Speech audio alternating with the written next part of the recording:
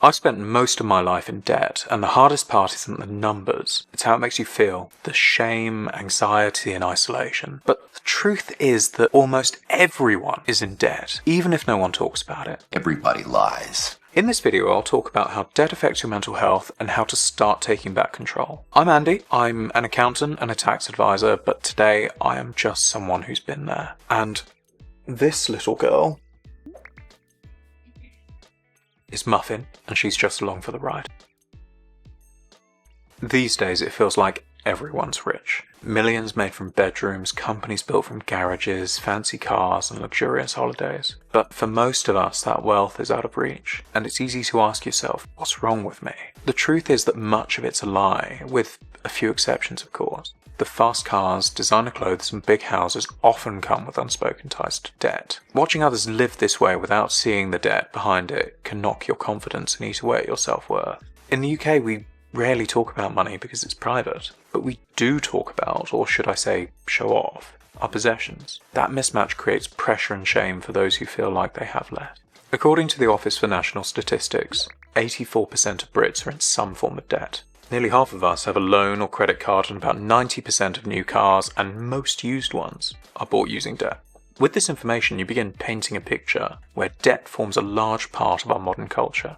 UK household debt is just over £2 trillion, yes with a T, and it isn't reducing. Instead, what we've seen over the last 25 years is that debt increases as incomes rise. The message that I want to convey here is that when you're walking down the street, half of the cars you see are financed, the homes and commercial buildings that you walk past are mortgaged, and 17 out of every 20 people you see are in debt. It's far too easy to be aware of your own position and assume that everyone else just has it better. But remember, everyone is broke. The link between being in poverty and struggling with your mental well-being is not in question. Additionally, there are strong links between poor mental well-being and missing payments, or being in unmanageable debt. Research also consistently finds that there's a link between your perception of your wealth relative to others to whom you compare yourself. This is such a well-established concept that where short-term debt usage in a society increases, it often predicts an increase in struggles with people's mental well-being. However, it's not obvious which causes which, and my opinion is that they both feed one another. Personally, I'm a massive comfort eater. When I'm under large amounts of stress or feeling inadequate, I tend to find myself looking for food to feed the hole that inadequacy leaves. This in turn sabotages my other goals of being fit and healthy. Maybe you've been there too, feeling like you're failing while others are succeeding. The pressure chips away at your well-being. If you have ever been in a position where debt affects how you feel about yourself, let me know in the comments. You won't be the only one. Unfortunately, I don't have a magic fix to get you out of debt, and there are very few things that can be done to immediately fix this, other than getting a big win on premium bonds or a large cash influx, that is. However, I can help you think better about your debt and deal with it intentionally to avoid it becoming a source of anxiety. When stressed, some people smoke, drink, lash out, shut down, or comfort eat, like me. The key is noticing your triggers and behaviors so you can respond intentionally and avoid unhealthy reactions. I really recommend creating a plan to pay off your debt and keeping track of this monthly. This is a big first step and means you can have a clear view of the problem at hand. It also provides you with peace of mind as you'll be in control of it. I've linked below to a debt tracker I personally use. It's super simple and a great starting point, especially if you've been burying your head in the sand. I would also recommend creating a realistic and intentional plan for how long it will take you to get out of debt, including where you can make overpayments. You can do this in the tracker too.